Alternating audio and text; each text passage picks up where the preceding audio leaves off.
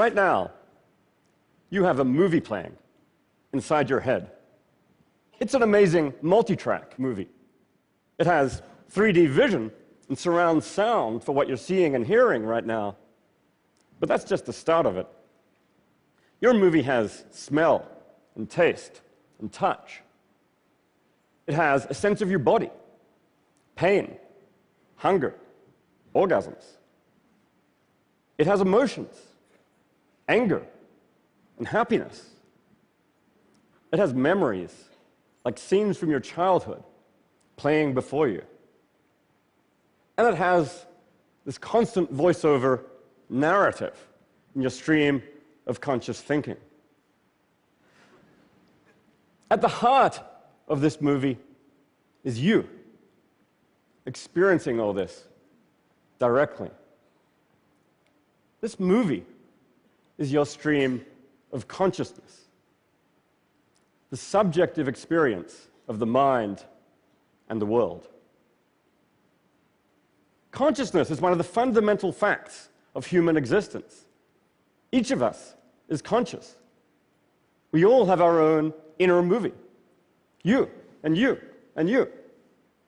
There's nothing we know about more directly. At least I know about my consciousness directly. I can't be certain that you guys were conscious. Consciousness also is what makes life worth living. If we weren't conscious, nothing in our lives would have meaning or value. But at the same time, it's the most mysterious phenomenon in the universe. Why are we conscious? Why do we have these inner movies? Why aren't we just robots who process all this input, produce all that output, without experiencing the inner movie at all? Right now, nobody knows the answers to those questions. I'm going to suggest that to integrate consciousness into science, some radical ideas may be needed. Some people say a science of consciousness is impossible. Science, by its nature, is objective. Consciousness, by its nature, is subjective. So there can never be a science of consciousness. For much of the 20th century, that view held sway. Psychologists studied behavior objectively. Neuroscientists studied the brain objectively. And nobody even mentioned consciousness. Even 30 years ago, when TED got started, there was very little scientific work on consciousness. Now, about 20 years ago, all that began to change. Neuroscientists like Francis Crick and physicists like Roger Penrose said now's the time for science to attack consciousness. And since then, there's been a real explosion, a flowering of scientific work on consciousness. And this work has been wonderful, it's been great, but it also has some fundamental limitations so far. The centerpiece of the science of consciousness in recent years has been the search for correlations between certain areas of the brain and certain states of consciousness. We saw some of this kind of work from Nancy Kanwisher and the wonderful work she presented just a few minutes ago. Now we understand much better, for example, the kinds of brain areas that go along with the conscious experience of seeing faces, or of feeling pain, or of feeling happy. But this is still a science of correlations. It's not a science of explanations. We know that these brain areas go along with certain kinds of conscious experience, but we don't know why they do. I like to put this by saying that this kind of work from neuroscience is answering some of the questions we want answered about consciousness, the questions about what certain brain areas do and what they correlate with. But in a certain sense, those are the easy problems. No knock on the neuroscientists. There are no truly easy problems of consciousness.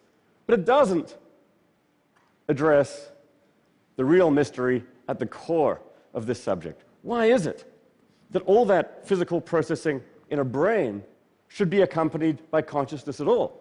Why is there this inner subjective movie? Right now, we don't really have a bead on that.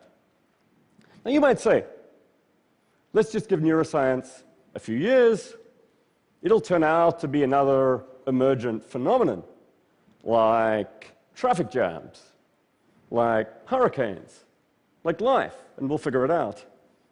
The classical cases of emergence are all cases of emergent behavior. How a traffic jam behaves, how a hurricane functions, how a living organism reproduces and adapts and metabolizes. All questions about objective functioning. You could apply that to the human brain and explaining some of the behaviors and the functions of the human brain as emergent phenomena. How we walk, how we talk, how we play chess. All these questions about behavior. But when it comes to consciousness, questions about behavior are among the easy problems. When it comes to the hard problem, that's the question of why is it that all this behavior is accompanied by subjective experience? And here are the standard paradigm of emergence, even the standard paradigms of neuroscience don't really so far have that much to say. Now, I'm a scientific materialist at heart. I want a scientific theory of consciousness that works. And for a long time, I banged my head against the wall looking for a theory of consciousness in purely physical terms that would work. But I eventually came to the conclusion that that just didn't work for systematic reasons. It's a long story, but the core idea is just that what you get from purely reductionist explanations in physical terms, in brain-based terms, is stories about the functioning of a system, its structure, its dynamics, the behavior it produces. Great for solving the easy problems, how we behave, how we function. But when it comes to subjective experience, why does all this feel like something from the inside? That's something fundamentally new, and it's always a further question. So I think we're at a kind of impasse here. We've got this wonderful, great chain of explanation. We're used to it, where physics explains chemistry. Chemistry explains biology. Biology explains parts of psychology. But consciousness doesn't seem to fit into this picture. On the one hand, it's a datum that we're conscious. On the other hand, we don't know how to accommodate it into our scientific view of the world. So I think consciousness right now is a kind of anomaly, one that we need to integrate into our view of the world, but we don't yet see how. Faced with an anomaly like this, radical ideas may be needed. I think that we may need one or two ideas that initially seem crazy before we can come to grips with consciousness scientifically. Now, there are a few candidates for what those crazy ideas might be. My friend Dan Dennett, who's here today, has one. His crazy idea is that there is no hard problem of consciousness. The whole idea of the inner subjective movie involves a kind of illusion or a confusion. Actually, all we've got to do is explain the objective functions, the behaviors of the brain, and then we've explained everything that needs to be explained. Well, I say, more power to him. That's the kind of radical idea that we need to explore if you want to have a purely reductionist, brain-based theory of consciousness. At the same time, for me and for many other people, that view is a bit too close to simply denying the datum of consciousness to be satisfactory. So I go in a different direction. In the time remaining, I want to explore two crazy ideas that I think may have some promise. The first crazy idea is that consciousness is fundamental. Physicists sometimes take some aspects of the universe as fundamental building blocks: space and time and mass. They postulate fundamental laws governing them, like the laws of gravity or quantum mechanics. These fundamental properties and laws aren't explained in terms of anything more basic. Rather, they're taken as primitive, and you build up the world from there.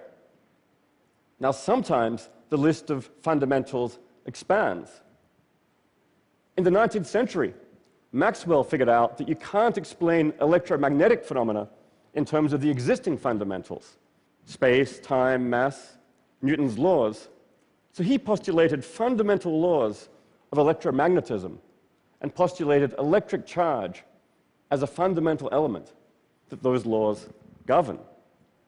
Well, I think that's the situation we're in with consciousness. If you can't explain consciousness in terms of the existing fundamentals, space, time, mass, charge, then as a matter of logic, you need to expand the list. The natural thing to do is to postulate consciousness itself as something fundamental, a fundamental building block of nature. This doesn't mean you suddenly can't do science with it. This opens up the way for you to do science with it. What we then need is to study the fundamental laws governing consciousness, the laws that connect consciousness to other fundamentals, space, time, mass, physical processes. Physicists sometimes say that we want fundamental laws so simple that we could write them on the front of a T-shirt. Well, I think something like that is the situation we're in with consciousness. We want to find fundamental laws so simple we could write them on the front of a T-shirt. We don't know what those laws are yet, but that's what we're after. The second crazy idea is that consciousness might be universal.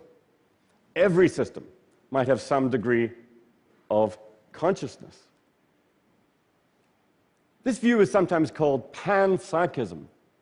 Pan for all, psych for mind. Every system is conscious, not just humans, dogs, mice, flies, but even Rob Knight's microbes, elementary particles. Even a photon has some degree of consciousness. The idea is not that photons are intelligent or thinking. You know, it's not that a photon is racked with angst because it's thinking, I'm always buzzing around near the speed of light. I never get to slow down and smell the roses. No, not like that.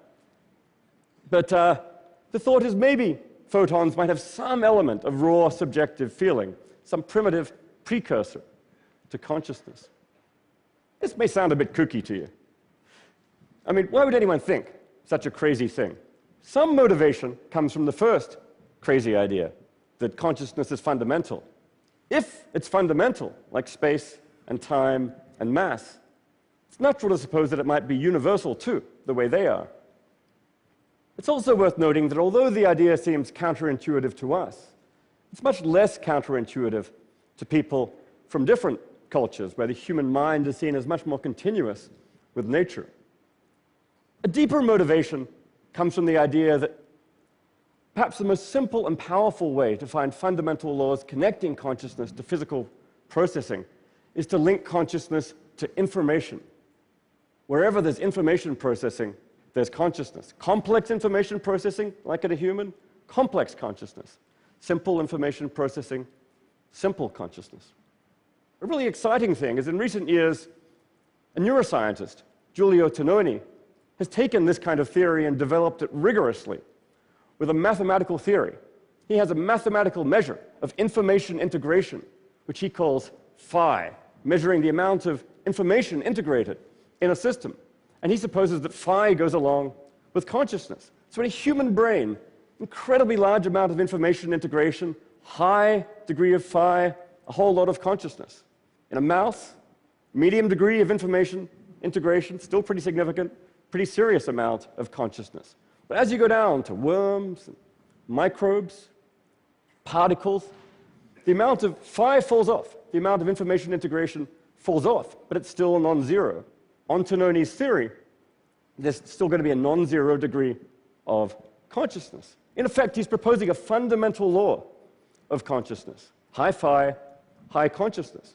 Now, I don't know if this theory is right, but it's actually perhaps the leading theory right now in the science of consciousness, and it's been used to integrate a whole range of scientific data. And it does have the nice property that it is, in fact, simple enough you can write it on the front of a T-shirt. Another final motivation is that panpsychism might help us to integrate consciousness into the physical world. Physicists and philosophers have often observed that physics is curiously abstract. It describes the structure of reality using a bunch of equations, but it doesn't tell us about the reality that underlies it. As Stephen Hawking puts it, what puts the fire into the equations? Well, on the panpsychist view, you can leave the equations of physics as they are, but you can take them to be describing the flux of consciousness. That's what physics really is ultimately doing, describing the flux of consciousness. On this view, it's consciousness that puts the fire into the equations. On that view, consciousness doesn't dangle outside the physical world as some kind of extra. It's there right at its heart. This view, I think, the panpsychist view, has the potential to transfigure our relationship to nature. And it may have some pretty serious social and ethical consequences. Some of these may be counterintuitive. I used to think I shouldn't eat anything which is conscious, so therefore I should be vegetarian. Now, if you're a panpsychist and you take that view, you're going to go very hungry. So I think when you think about it, this tends to transfigure your views, whereas what matters for ethical purposes and moral consideration is not so much the fact of consciousness, but the degree and the complexity of consciousness. It's also natural to ask about consciousness in other systems, like computers. What about the artificially intelligent system in the movie Her, Samantha? Is she conscious? Well, if you take the informational panpsychist view, she certainly has complicated information processing and integration. So the answer is very likely yes, she is conscious. If that's right, it raises pretty serious ethical issues about both the ethics of developing intelligent computer systems and the ethics of turning them off. Finally, you might ask about the consciousness of whole groups. The planet. Does Canada have its own consciousness? Or at a more local level, does an integrated group like the audience at a TED conference? Are we right now having a collective TED consciousness? An inner movie for this collective TED group, which is distinct from the inner movies of each of our parts? I don't know the answer to that question, but I think it's at least one worth taking seriously. Okay, so this panpsychist vision, it is a radical one, and I don't know that it's correct. I'm actually more confident about the first crazy idea, that consciousness is fundamental, than about the second one, that it's universal. I mean, the view raises any number of questions, has any number of challenges, like how do those little bits of consciousness add up to the kind of complex consciousness we know and love? If we can answer those questions, then I think we're going to be well on our way to a serious theory of consciousness. If not, well, this is the hardest problem, perhaps, in science and philosophy. We can't expect to solve it overnight. But I do think we're going to figure it out eventually. Understanding consciousness is a real key, I think, both to understanding the universe and to understanding ourselves. It may just take the right crazy idea. Thank you.